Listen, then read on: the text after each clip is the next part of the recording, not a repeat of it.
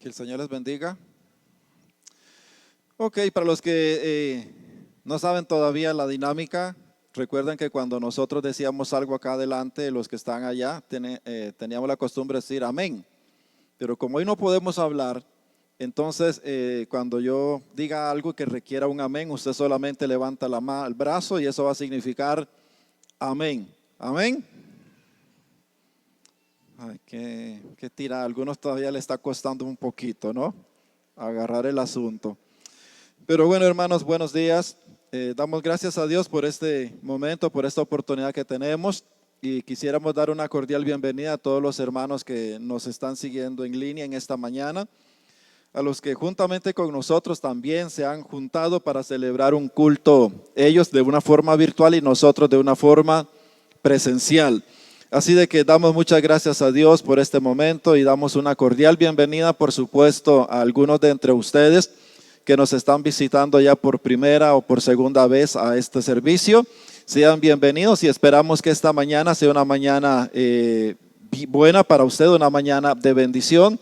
Así de que estamos contentos, estamos alegres por este día que Dios nos ha dado y porque hoy seguramente vamos a aprender más de la palabra del Señor. Así que quisiera invitarles sin más preámbulos que vayan conmigo por favor al Evangelio de Mateo capítulo 1. El Evangelio de Mateo capítulo 1. El domingo anterior iniciamos hablando acerca de la Navidad. Hablamos acerca del nacimiento de Jesús. El martes hablamos también otro aspecto o otro evento dentro del nacimiento de Jesús. Y por supuesto que hoy también vamos a hablar acerca de otra de las muchas y abundantes eventos que se dieron durante todo el contexto del nacimiento de nuestro Señor Jesucristo. Como he dicho y he venido diciendo, lamentablemente a veces por tradición, omitimos nosotros el meternos o celebrar este tiempo. Sabemos perfectamente que no es este el año, no es la fecha exacta en que nuestro Señor Jesucristo nació, pero el tema de la fecha es un tema que no es significativo. Lo significativo es en sí mismo el evento, el nacimiento, lo que se dio. Y hoy vamos a aprender acerca de todo esto también. Y el propósito de poder llevar a cabo estas predicaciones o enseñanzas es con el fin de que podamos en este tiempo nosotros celebrar, pero celebrar verdaderamente, celebrar con todo nuestro corazón, celebrando las misericordias de Dios. Así de que vamos a ir entonces sin más a la escritura. Y Mateo capítulo 1, verso 18. ¿Cuántos de ustedes primeramente han leído en algún momento de su vida la narración de este evento que Mateo que va a contar Mateo? ¿Cuántos de ustedes lo han leído alguna vez? ¿Sí? Ok. Entonces déjeme añadir un poco más a lo que usted ya sabe. Y vamos a ir al capítulo 1 del Evangelio de Mateo, verso 18. Dice así: el nacimiento de Jesucristo fue así. Estando desposada María, su madre, con José, antes que se juntasen, se halló que había concebido del Espíritu Santo. Hoy el tema que voy a compartir con ustedes es el nacimiento de Jesús fue así. Estas palabras del escritor, quien escribe este Evangelio de Mateo, es interesante cómo él va a iniciar en el verso 18 la introducción a la narración de todo este evento. Y él está hablando acerca de que el nacimiento de Jesucristo fue así. Hoy vamos a descubrir uno de los tesoros más dentro de la riqueza de nuestra fe. Cuando nosotros hablamos de la Navidad, hermanos, debemos de considerar que no es una celebración porque la hemos recibido por una herencia. Usted y yo vamos a encontrar en esta narración riquezas y fundamentos de nuestra fe cristiana. Esto es un tesoro invaluable, es una enorme riqueza que se convierte en nosotros cuando logramos entenderla y apreciarla. Se va a convertir en nosotros en un fundamento de nuestra fe. Cabe decir, por supuesto, de que esto va más allá, hermanos, de una tradición, va más allá de una cultura, va más allá de un legado evangélico. Esto tiene que ver con hechos verdaderos, concisos, fuertes, que se convierten una vez más, como les digo, en un fundamento de nuestra fe cristiana. Es interesante poder notar la intención que tiene Mateo de escribir. Y cuando estudiamos el Evangelio de Mateo y estudiamos un poco acerca de la historia de esta carta, de este libro que él escribe, vamos a darnos cuenta de una gran intención que Mateo tiene en su corazón. En primer lugar, Mateo está escribiendo a los judíos, está escribiendo a sus contemporáneos, está escribiendo a sus compatriotas que aún no han creído, que aún no aceptan a Jesucristo como Señor y Salvador. Él tiene entonces toda la intención en su mente, en su corazón, de redactar todos los hechos de este nacimiento para poder crear un argumento lógico a todos sus contemporáneos y decirles verdaderamente Jesucristo es quien dice que es.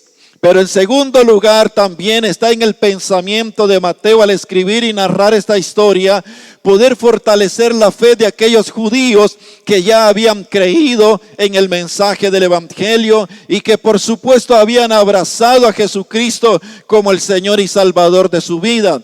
Cabe, creo yo, importante mencionar también que cuando Mateo escribe este evangelio lo va a hacer aproximadamente 15 años después de la resurrección y de la ascensión de Cristo a los cielos. Así que todo aquel evento está sumamente fresco en la mente de Mateo, quien escribe este hermoso evangelio 15 años aproximadamente después de la resurrección de nuestro Señor Jesucristo, allá por el año 40 al 45 de la era cristiana. Allí es donde Mateo va a escribir todo esto. Y como dije, la intención de Mateo es poder crear un fundamento de fe que va más allá de simplemente un pensamiento y quiere traerlo a una verdad que pueda ser tangible, que pueda ser razonable. Y esta es la intención de Mateo. Quisiera, antes de continuar, hacerle una gran pregunta a cada uno de ustedes y ponga atención, por favor. ¿Por qué usted cree en Jesucristo? ¿Por qué cree usted en Jesús? ¿Por qué creo yo en Jesús? ¿Por qué creo yo que Jesús es Jesús y que es verdad? ¿Por qué creo yo en eso? ¿Qué me lleva a mí a creer en eso? ¿Qué me lleva a mí aún a pensar de que eso es verdad? ¿Por qué estamos aquí hoy nosotros celebrando o cantando? ¿O por qué celebramos la Navidad? ¿Por qué lo hacemos? ¿Por qué yo creo en Jesucristo? Hoy voy a intentar, con la ayuda del Señor, poderle dar a ustedes argumentos del por qué debemos, del por qué necesitamos creer en Jesús. Y quisiera apegarme a la intención de Mateo al escribir o al narrar esta hermosa historia del nacimiento de nuestro Señor Jesucristo. Así que cuando hablamos acerca de este creer, usted y yo tenemos la obligación de poder comprender en esta mañana que creer en el Señor Jesucristo no es un asunto emocional, no es un asunto pasional. Creer en Jesús no es ni siquiera un asunto del alma, de lo que yo puedo sentir, o del hormigueo, o de las mariposas dentro de mi estómago revoloteando enamoradamente de Jesús. Creer en Jesús va más allá de un sentimiento. Creer en Jesús va más allá de una pasión. Creer en Jesús tiene que ver con un asunto racional Y cuando hablo de la palabra racional, lo que quiero decir es que estamos en toda la obligación santa de poder afirmar nuestra fe, no en base a lo que sentimos o deseamos, sino en base a las evidencias, las cuales entonces llamamos verdad.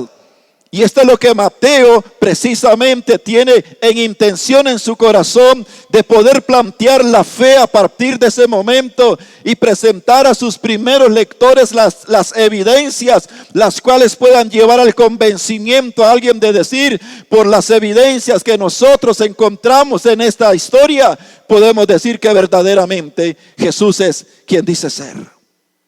Hoy lamentablemente, hermanos, pasamos por momentos, y más luego, si Dios lo permite, en otro tiempo o en el tiempo en que el Señor nos muestre, vamos a hablar de un tema más allá de todo esto, acerca de la fe en nuestros hijos.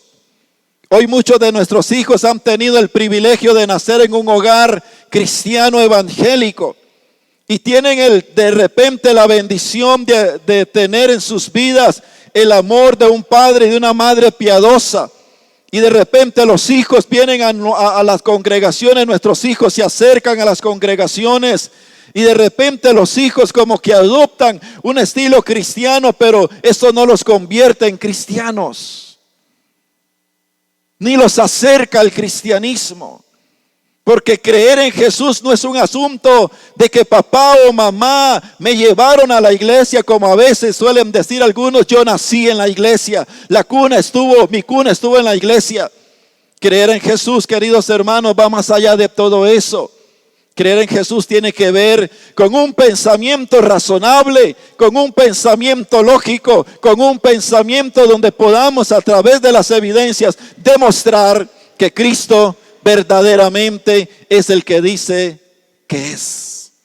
Y cuando ese pensamiento racional, lógico, se aloja en nuestra mente y en nuestro corazón, difícilmente vamos nosotros ni siquiera a pensar en la posibilidad de apartarnos de Él. ¿Por qué? Porque nuestra fe no se fundamenta en una emoción, sino en un pensamiento razonable, en un pensamiento lógico. Cuando usted y yo encontramos una verdad así, difícilmente un día intentaremos apartarnos de ella, a pesar de todas las circunstancias, a pesar de todas las dificultades que pudiesen venir y golpear nuestra vida. Jamás pensaremos en apartarnos. ¿Por qué? Porque nosotros hemos llegado personalmente a la convicción, al entendimiento de que verdaderamente Cristo es quien dice ser. Amén. Acompáñame entonces en esta hermosa narración, y lo primero que va a hacer nuestro buen amigo Mateo es presentar los argumentos necesarios para poder determinar que Jesucristo es quien dice que es. Y conforme vamos desarrollando esta predicación hoy, vamos a ir entendiendo, y al final quisiera hacer una hermosa conclusión para que todos nosotros podamos ser hoy edificados. ¿Qué le parece a usted si primeramente comienzo a leer el capítulo 1, verso 1 al 17? ¿Cuánto han leído ese párrafo del Evangelio de Mateo? Levanten la mano así. ¿Ok?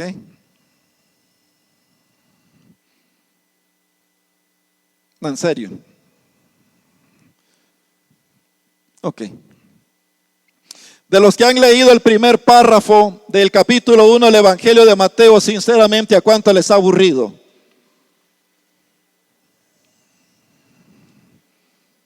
Aburre. Es más, cuando hacemos una lectura secuencial, eso significa que cuando yo digo me propongo leer, cuando llego al capítulo 1 de Mateo y comienzo a leer los versos, y si veo todo lo que viene ahí, yo de una vez salto al otro párrafo. ¿No es cierto? Porque nos aburre. Nos aburre comenzar a leer diciendo: libro de las genealogías de Jesucristo, hijo de David, hijo de Abraham. Abraham engendró a Isaac, Isaac engendró a Jacob, Jacob a Judá y a sus hermanos, y ahí se va. Cuando ya llegué ahí ya estoy cansado de leer tantos nombres. Pero ¿sabe por qué pasa eso? Porque no hemos logrado entender que todo lo que está en la Escritura es determinante en nuestra fe y en nuestra relación con Dios. No hay un solo aspecto que usted y yo encontremos en las Sagradas Escrituras que esté por demás, que esté sobrando, que sea innecesario, que tenga como propósito aburrirnos o leer de una forma irracional algo. Así que ponga atención. El primer argumento que Mateo va a presentar para demostrar que Jesús es quien dice ser, precisamente tiene que ver con lo que él describe en el verso 1 del capítulo 1 cuando va a hablar acerca de la genealogía de Jesucristo.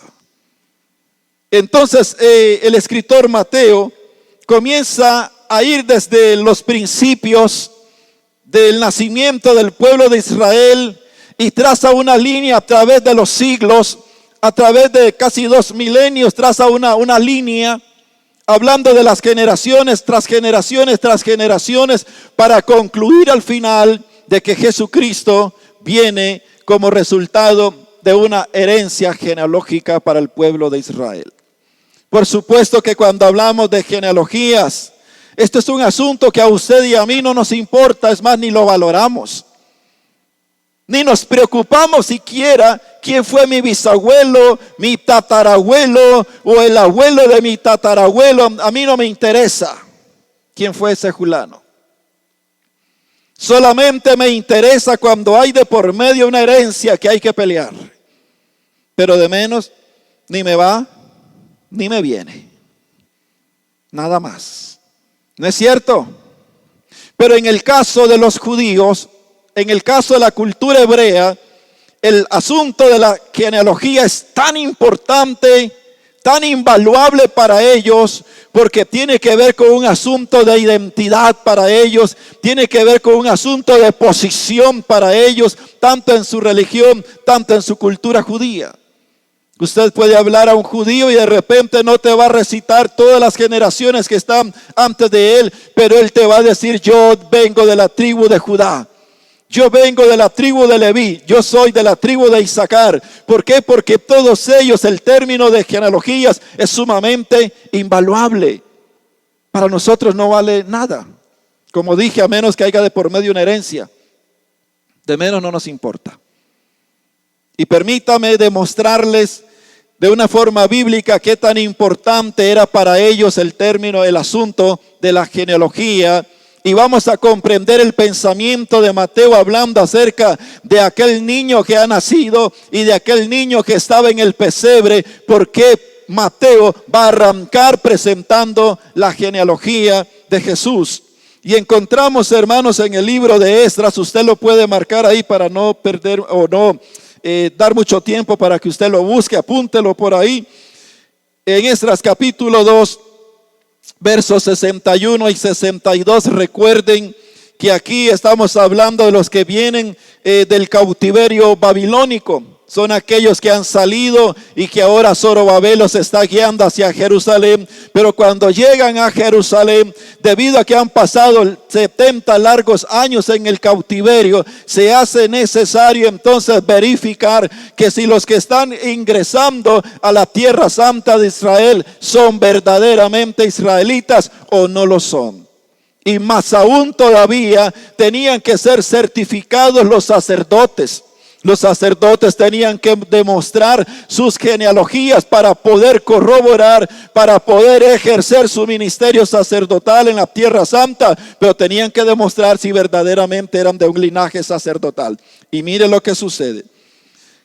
Capítulo 2, versos 61 y 62 del libro de Esdras dice así: y de los hijos de los sacerdotes, los hijos de Abaía, los hijos de Cos, los hijos de Barzilai, el cual tomó mujer de las hijas de Barzilai, Galaadita, y fue llamado por el nombre de ellas. Ponga atención.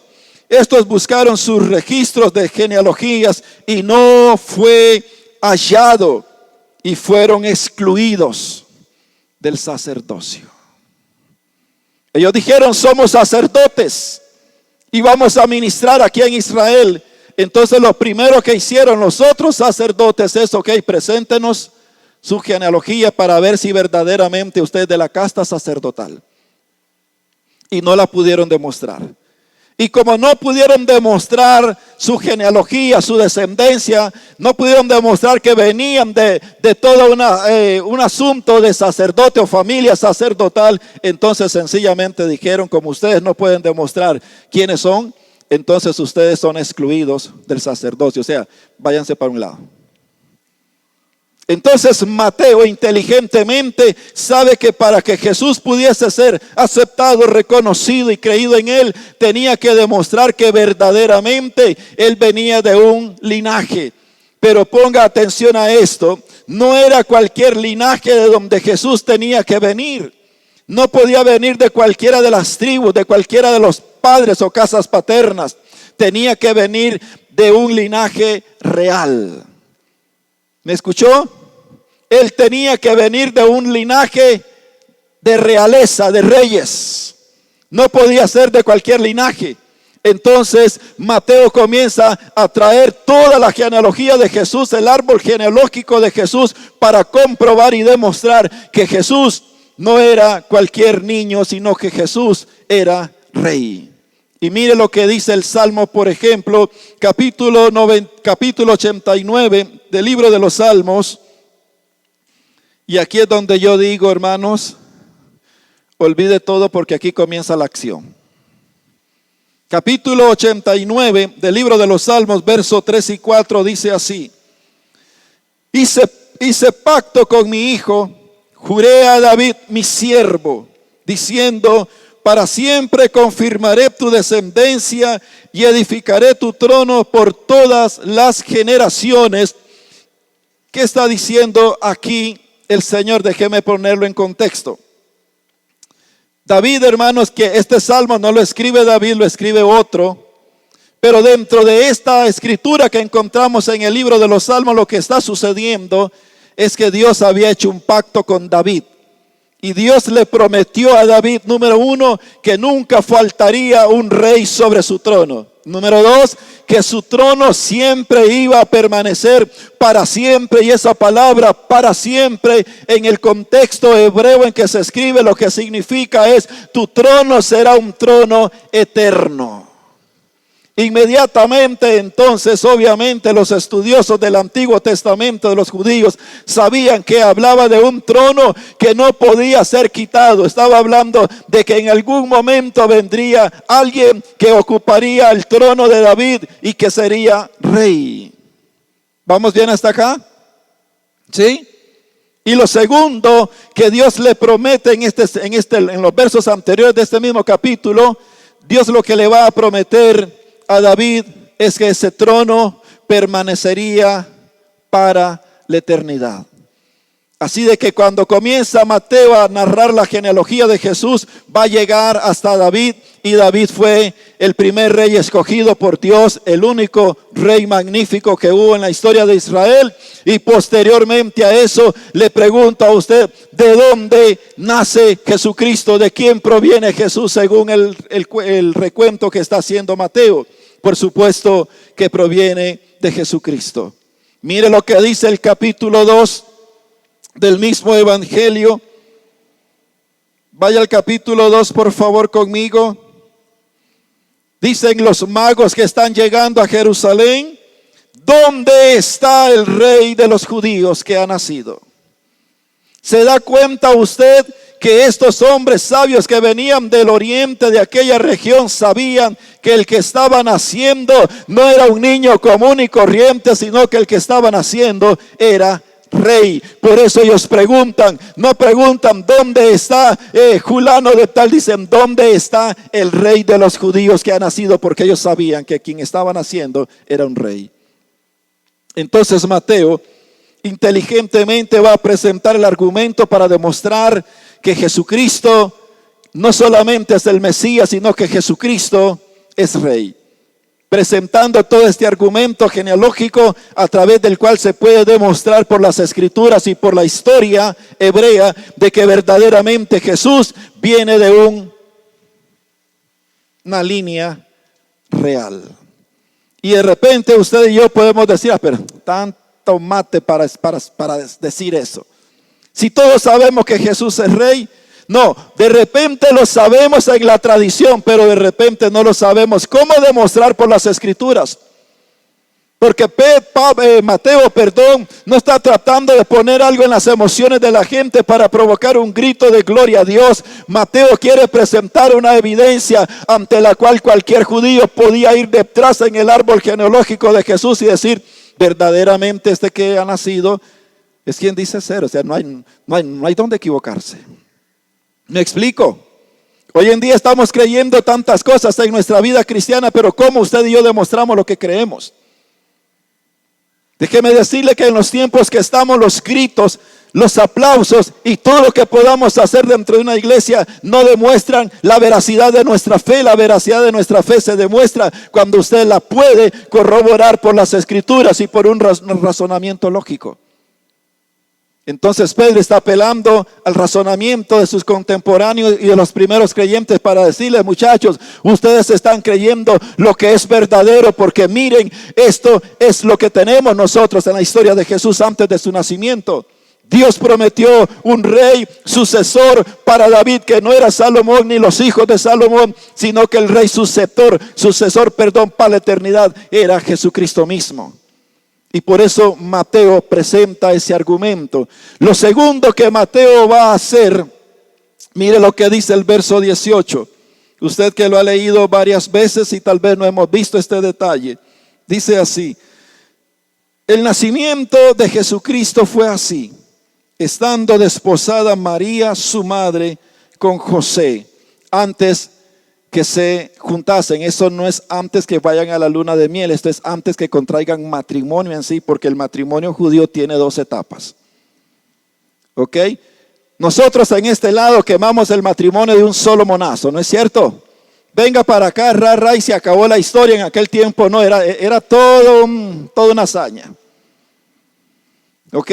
Venía el tiempo, el compromiso de los anillos, donde venían los padres, las dotes, etcétera, y de ahí pasaba otro tiempo prudencial, y después ya venía ya lo que es en sí, pues, llamémosle la ceremonia religiosa, la bendición de los encargados para ese momento de poder dar la bendición al matrimonio, y después, ok, van para la luna de miel. Pero en este caso Mateo no está hablando de la luna de miel, está hablando de que ya se había contraído la primera parte del matrimonio, pero que estaba aproximadamente a 2 semanas para suceder la culminación de ese compromiso que tenía que ver ya con la ceremonia religiosa. Y mire lo que Mateo hace. En primer lugar, Mateo va a poner como protagonista de su relato no a José, sino a María. ¿Por qué? Bueno, porque en los escritos hebreos, poner de primero a una mujer, eso jamás, no podía ser. No se permitía en la cultura hebrea que en la narración de una historia o cualquier evento fuese encabezando la narración el nombre de una mujer. No tenía que ir encabezando aquella historia el nombre de un hombre, cualquiera sea este, pero jamás una mujer. Pero ¿por qué Mateo lo hace al revés? ¿Por qué Mateo inteligentemente, en vez de decir, el nacimiento de Jesús fue así, José, el padre adoptivo de Jesús, pasó esto y esto, sino que comienza a poner en la escena a María? ¿Por qué lo hace? Piensa usted por qué Mateo lo hace. Hay una intención en esto. Y la intención que Mateo tiene, por supuesto, es poder llamar la atención de todos sus lectores, de todas las personas a las que está llegando este escrito. Es llamar la atención hacia María, no para poder entronizar a María, sino que la gente pudiese mirar a María por la condición en que María estaba. Y esta condición es su estado virginal. ¿Me explico? Mateo está llamando la atención de todos a que puedan mirar en María quién era ella y la condición en que ella estaba. Si la pone en segundo plano, entonces la atención va hacia José, pero José no tenía nada que ver en todo este asunto, era María. Pero no para caer en el error de hoy entronizar a María, ponerla como a la par, como una redentora para el hombre. No, sino que Mateo llama la atención para que ustedes y yo aún en este tiempo podamos mirar a María como aquella mujer que está antes de ir al matrimonio en un estado virginal. Y usted dirá en este momento, pero ¿cómo estaban seguros de eso? Mire, eso era más seguro que un examen ginecológico hoy en día. Por la tradición. Y la razón por la que José quería escaparse, escabullirse sigilosamente, es porque José sabía que si él alzaba la voz y denunciaba que María estaba embarazada, María moría irremisiblemente a pedradas en el mismo acto. Porque era la forma en que se castigaba algo así. Por eso José trata de escaparse un poquito, ahí lo sorprende el ángel, etcétera. Pero el punto en esto es que Mateo está tratando de que todos puedan ver a María, porque María está en un estado virginal, está esperando la culminación de su boda. Por eso él especifica cada detalle en esa narración. Y diremos, pero ¿por qué tanta historia? ¿Cuál es lo importante de esto? Sigamos con la lectura, por supuesto. Mateo capítulo 1, verso 22 y 23 nos daría a nosotros la razón por la cual Mateo presenta a María de esta forma. Y es que la razón de esto obedece al siguiente hecho. Como dice Mateo, todo esto aconteció para que se cumpliese lo dicho por el Señor por medio del profeta, cuando dijo: he aquí una virgen concebirá y dará a luz un hijo, y llamará su nombre Emanuel, que traducido es Dios con nosotros. ¿Se da cuenta lo que está haciendo Mateo?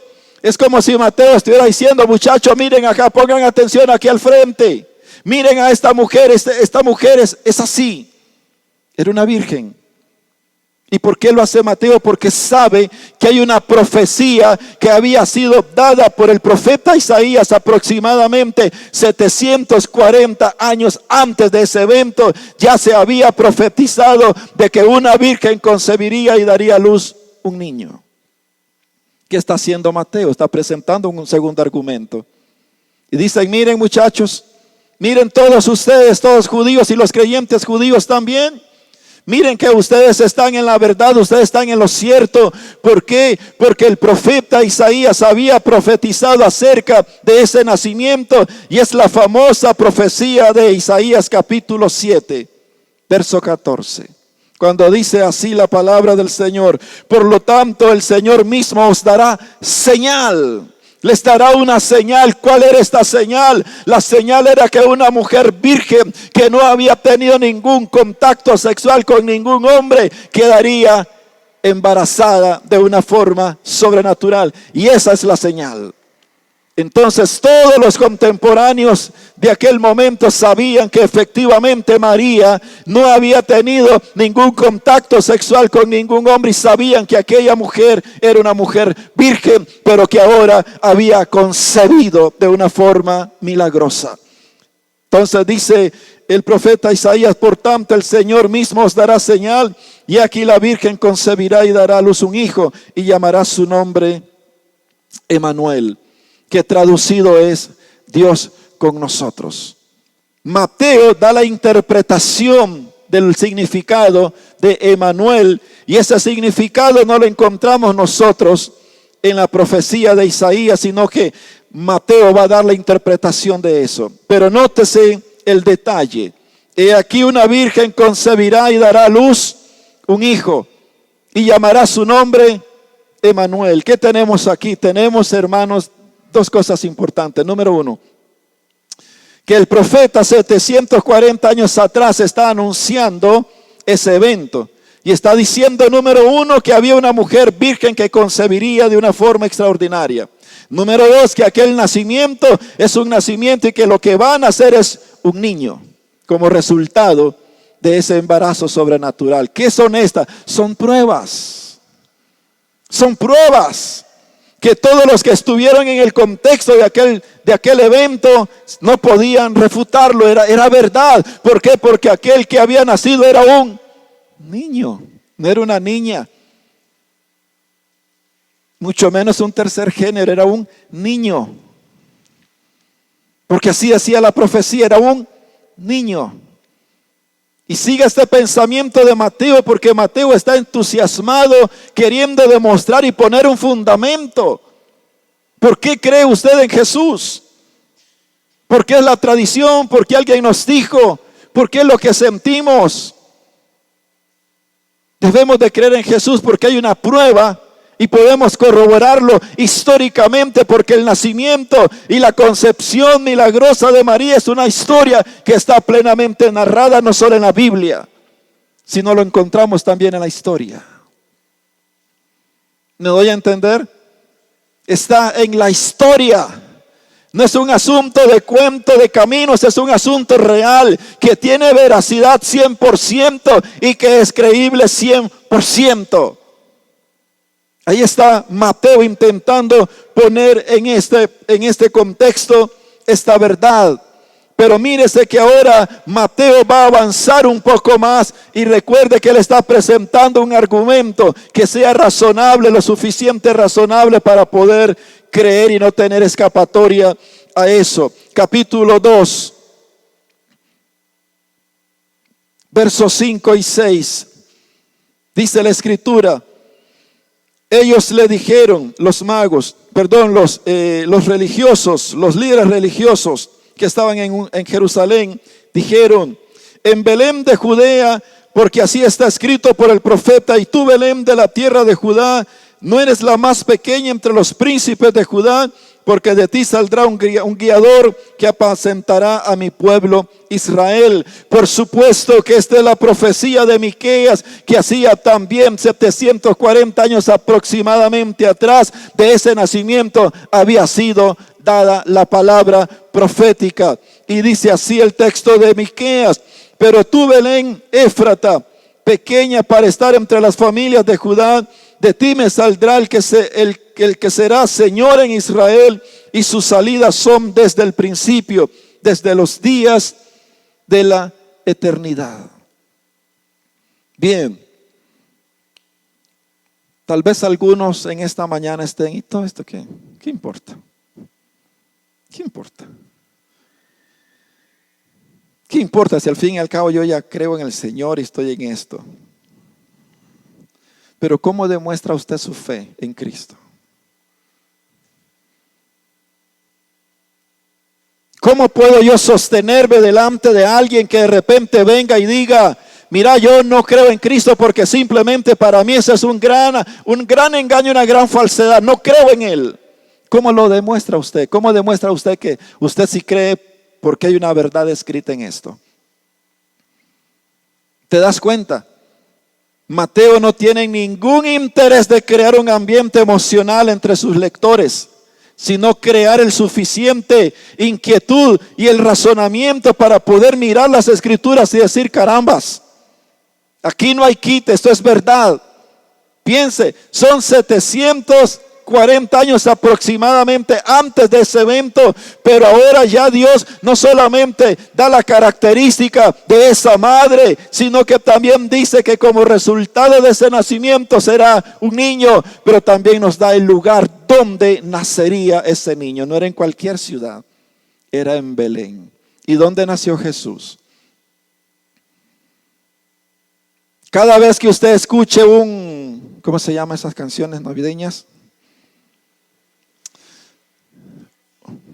Ok. Cada vez que escuche un villancico y usted escuche la palabra Belén, entienda que eso es más que un canto. Cada vez que escuche que Jesús nació en Belén, usted está ante la presencia poderosa de la palabra de Dios, que hace 700 años atrás de ese evento, Dios ya había dicho: en este lugar nacerá un niño. Y su nombre será llamado Emmanuel, Dios con nosotros. Pero no solamente esto está presentando, por supuesto, Mateo, sino que Mateo capítulo 2, versos 17 y 18, recuerde que Mateo está dando una historia bíblica, está dando una narración del Antiguo Testamento para demostrar que Cristo es quien dice ser. Mateo capítulo 2, versos 17 y 18 dice: entonces se cumplió lo que fue dicho por el profeta Jeremías. Aquí la razón por la que Mateo escribe esto es porque cuando el rey Herodes se da cuenta que fue burlado por los sabios que llegaron a buscar al rey de los judíos, él manda entonces, hace un cálculo y dice, bueno, de aquel tiempo en que vinieron estos sabios del oriente a este momento han transcurrido aproximadamente 2 años. Así que vamos a dar muerte a todos los niños que estén dentro de ese rango de edad, 2 años. Y dio la orden para que en todo ese lugar asesinaran a todos los niños que estaban en ese lapso de tiempo de 2 años. ¿Le parece a usted interesante todo eso que se dio allí? Bueno, eso es lo que pasó. Entonces viene Mateo y dice lo siguiente: entonces se cumplió lo que fue dicho por el profeta Jeremías cuando dijo: voz fue oída en Ramá, grande lamentación y lloro y gemido, Raquel que llora a sus hijos y no quiso ser consolada porque perecieron. Esta es una profecía que encontramos nosotros aproximadamente 600 y algo de años antes de ese evento, y lo encontramos en Jeremías capítulo 31 verso 15, donde dice: así ha dicho Jehová, voz fue oída en Ramá, llanto y lloro amargo, Raquel que lamenta por sus hijos y no quiso ser consolada acerca de sus hijos porque perecieron. Aquí Raquel se le da o se le ilustra como Israel, porque ahora en esa matazón de niños que hace el rey Herodes, por supuesto que hay un profundo lamento en toda la ciudad de Jerusalén. Las madres, las familias están llorando a sus hijos asesinados por aquel hombre despiadado. Están llorando porque sus hijos han sido cruelmente asesinados. Y se está cumpliendo esa profecía en ese momento, en ese lugar. Pero mire, hermanos, que la conclusión a la que podemos llegar cuando Mateo comienza la narración de la genealogía de Jesús, comprueba que efectivamente Jesús es de una descendencia regia, o sea, de una descendencia real. Y estas palabras me gustan mucho, como Jesús en el libro de Apocalipsis, al final de la historia, en el capítulo 22 del libro de Apocalipsis, verso 16, dice así: yo Jesús, está hablando Jesús, yo Jesús he enviado mi ángel para daros testimonio de estas cosas en la iglesia. Escuche la declaración de Jesús al final de los días: yo soy la raíz y el linaje de David. ¿Te das cuenta que lo que Mateo está haciendo allá en el evangelio que lleva su nombre, está presentando la evidencia regia de que Jesús es rey? Pero al final de los tiempos, Jesús alza la voz y dice: yo soy la raíz del linaje de David, que está diciendo: yo desciendo del linaje real y por eso yo soy rey. Así que esto, hermanos, es muy, pero muy interesante. Y les diré por qué.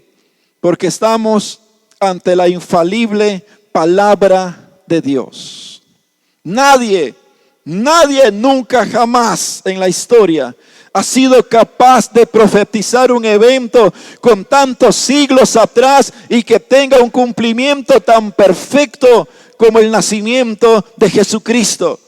Cuando usted va por las calles y mira todos los pesebres, yo sé que la mayoría de nosotros lo que decimos es: qué religiosidad, pensamos un montón de cosas con eso, pero cada vez que usted ve un pesebre debe de entender que para que eso existiese hubo antes una palabra dada por Dios proféticamente para que eso tuviese fiel cumplimiento. Hoy mi fe en Cristo no es una fe que yo heredo de la sociedad. Mi fe en Cristo no es una herencia religiosa. Mi fe en Cristo no obedece a lo que yo siento, no obedece a lo que puede producir en mí emocionalmente. Mi fe en Cristo es porque la puedo demostrar por la historia bíblica de que Cristo es quien dice ser hoy y por los siglos de los siglos. Cristo es rey, no es cualquier persona. Él es rey, Él es rey, Él es rey.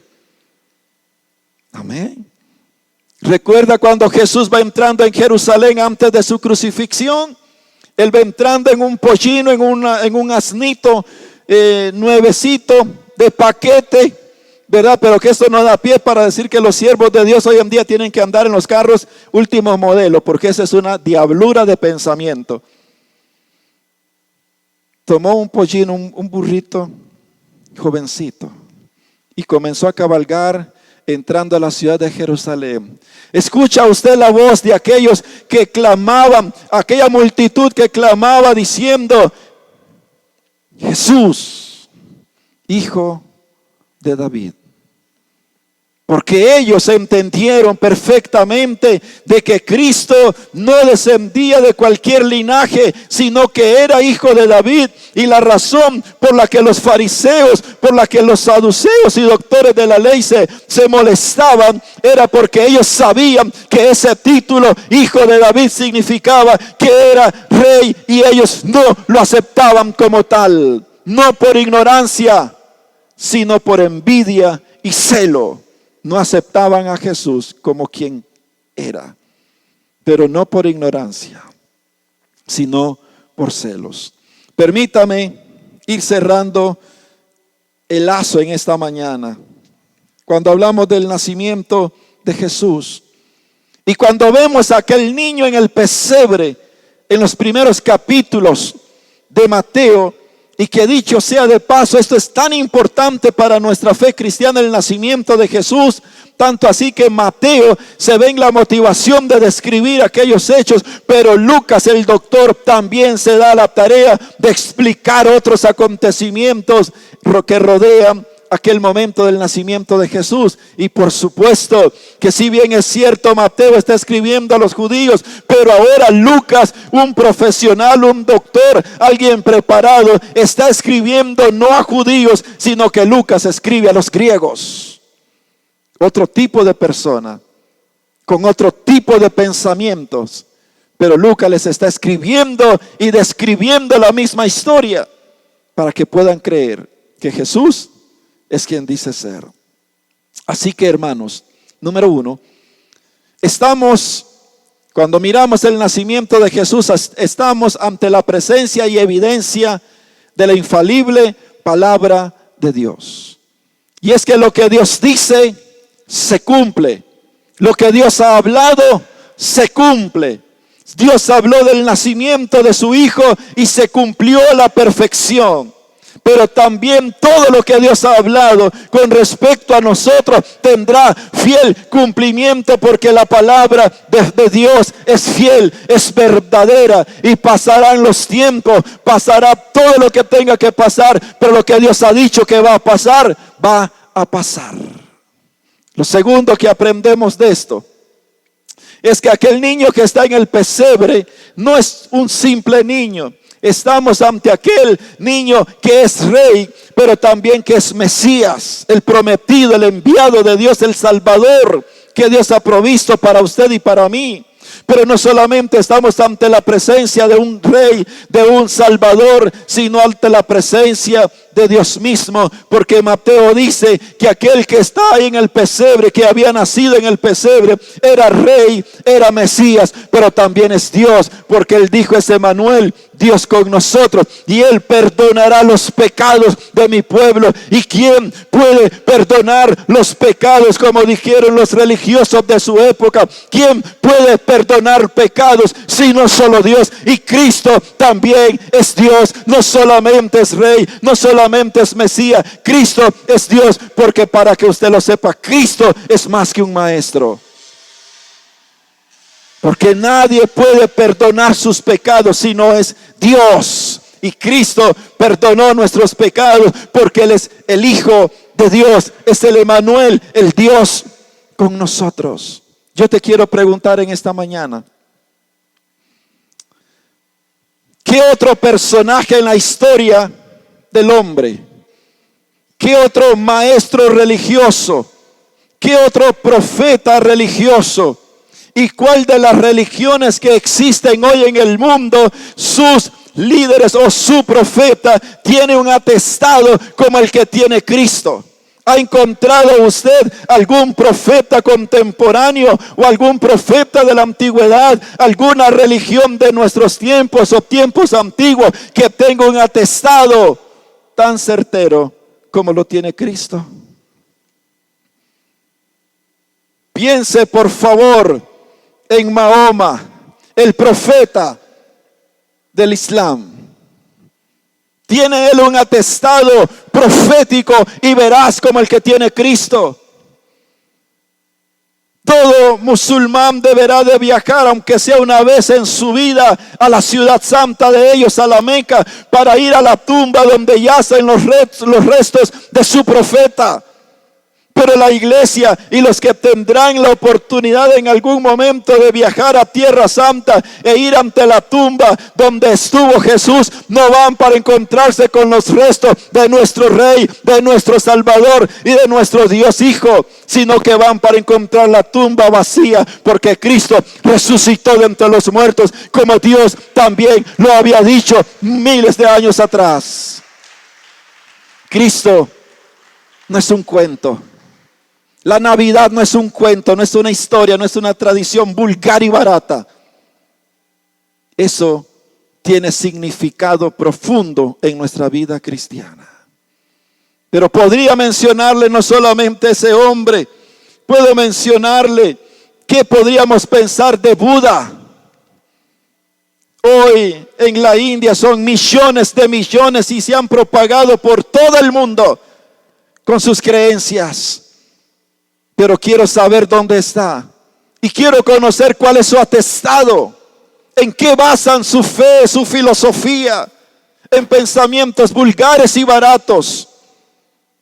Pero yo no. Ni usted tampoco. Yo baso mi fe en evidencias. Que no solamente son bíblicas, sino evidencias que también son históricas. Y no solo históricas, sino que evidencias que son arqueológicas. Que demuestran que lo que ahí se narra es verdad. Por eso yo no soy un pobrecito evangélico, no soy un pobrecito religioso, no soy un pobrecito que le han lavado el cerebro. No, a mí no me lavaron el cerebro, a mí me lavaron totalmente por la bendita sangre de Cristo, porque aquel niño que nació, que es Rey, que es Mesías y que es Dios, me ha perdonado de todos mis pecados. Pero ¿qué le puedo mencionar de un Joseph Smith, fundador de la religión mormona, que habla de su enorme aparición de los ángeles Moroni y el otro ángel con unas famosas tablas de oro, y que le dio una facultad de poder leer ese escrito que estaba en esas tablas de oro? Pura tontería, pura idiotez. No diga eso, pastor, es ofensivo. Se han pasado toda la vida ofendiendo a Dios y nadie dice nada por esa tontería. ¿Dónde está el atestado de José Smith? Quiero saber dónde está el atestado de él.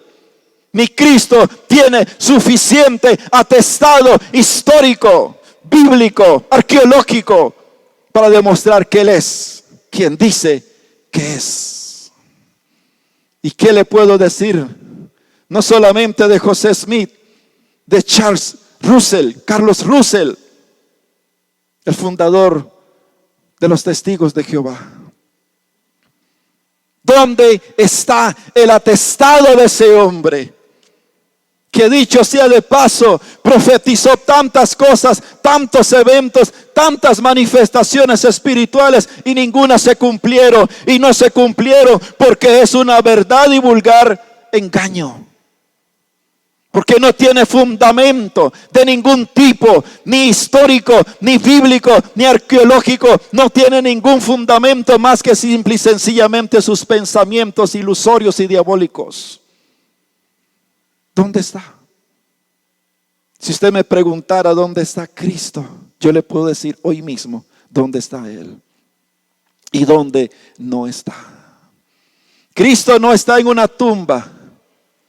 Cristo está sentado a la diestra del Padre en gloria y en majestad, porque Él dijo: yo muero, pero resucito al tercer día. Y resucitó el tercer día y dijo: y seré sentado a la diestra de mi Padre. Y ahí está. Usted necesita saber que la Navidad no es un tema de cultura ni de herencia. La Navidad es un asunto bíblico, 100% bíblico, y que debemos de celebrarlo, Debemos de gozarnos, debemos de alegrarnos. Yo no le estoy diciendo ponga un árbol, ponga luces. Bueno, yo no le estoy diciendo nada de esto. Lo que le estoy diciendo hoy es que podemos celebrar la misericordia de Dios, que nos hizo nacer a un rey, nos dio a su hijo, encarnó a su propio hijo para salvarnos. Y hoy debemos de celebrar la misericordia de Dios por encima de los tamales, por encima de los regalos, por encima de las luces. Hoy debemos de celebrar las misericordias de Dios. ¿Cree usted en Jesús? Mateo da las evidencias genealógicas, proféticas, de que Jesús es quien dice ser. Y termino con lo siguiente. Póngase de pie, por favor.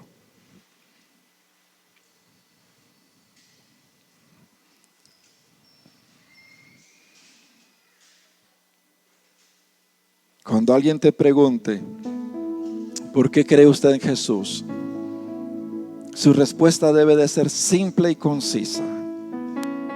Yo creo en Jesús porque Él es quien dijo que es.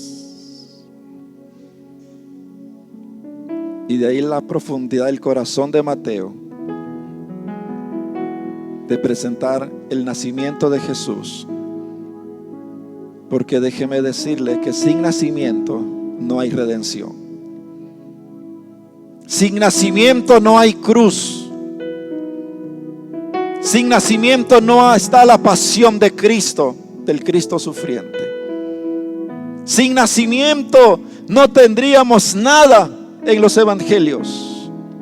Todo inicia, y el despliegue de la gracia de Dios inicia con el niño en el pesebre. Ahí inicia el desarrollo de la gracia salvadora de Dios en aquel niño. Pero hoy le quiero preguntar a usted, le quiero decir lo siguiente: que si esto es verdad, que sí es verdad, significa que lo que Jesús dijo es verdad. Y Jesús habló de la necesidad de arrepentirnos. Él dijo: arrepentíos porque el reino de los cielos se ha acercado. Verdad. Porque Jesús dijo: si no os arrepentís, vas a perecer. Hablando de la condenación eterna. Jesús dijo: es necesario que nazcan de nuevo, que nazcan del Espíritu, no de la religión, no del culto, que nazcan por el poder milagroso del Espíritu Santo, cuando pones tu fe en el nombre de Jesús y en su obra por tu vida. Él lo dijo, pero Él también dijo que volvería.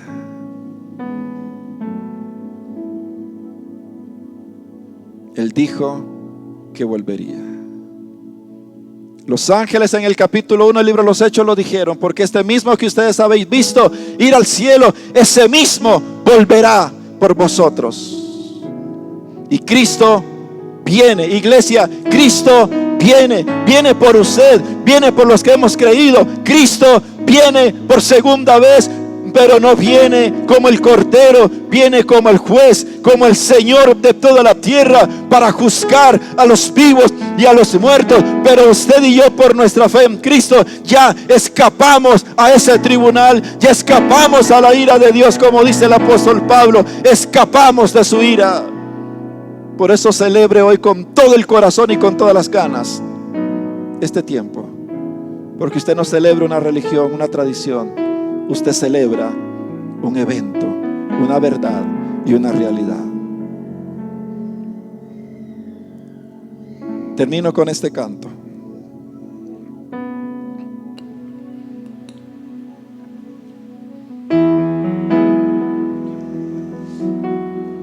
Reflexione mientras ellos cantan en esta verdad. Esto no es un asunto de que papá me lo heredó, que mamá me lo dio. Este es un asunto de un encuentro personal con Cristo.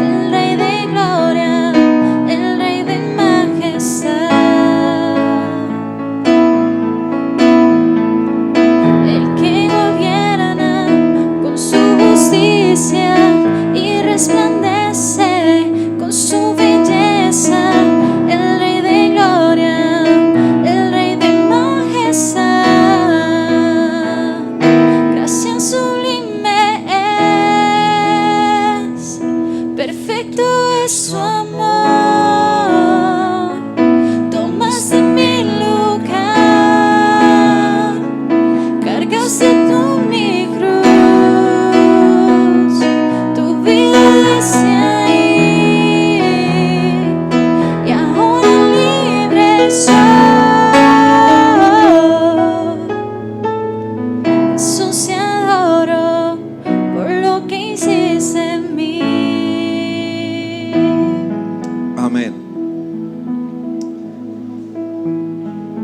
Quiero decirles, si usted va a hacer algo para el Señor, procure hacerlo bien hecho. ¿Ok? Si usted va a aplaudir al Señor, apláudale como se debe. Como se debe. Ok.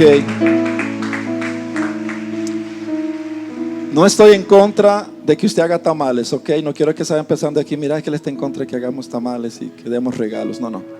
Si usted quiere hacer tamales, hágalo. Si usted quiere regalar cosas, regálalas. Si quiere traerme a mí, yo estoy de 8 a 12 y de 2 a veces hasta 8, 9 de la noche aquí en la oficina. Usted me lo puede traer el regalito, así que yo no hay ningún problema. ¿Ok? Así que no se molesten por eso. Hermanos, que el Señor les bendiga, y usted que nos ha seguido por la forma virtual, gracias por acompañarnos. Un abrazo a todos ustedes, que Dios les bendiga. Recuerden, tenemos habilitadas 3 puertas para que no se aglomeren, por favor. Escoja una puerta usted donde salga para que no nos aglomeremos en esta mañana. Que Dios les bendiga, hermanos. Un abrazo para todos.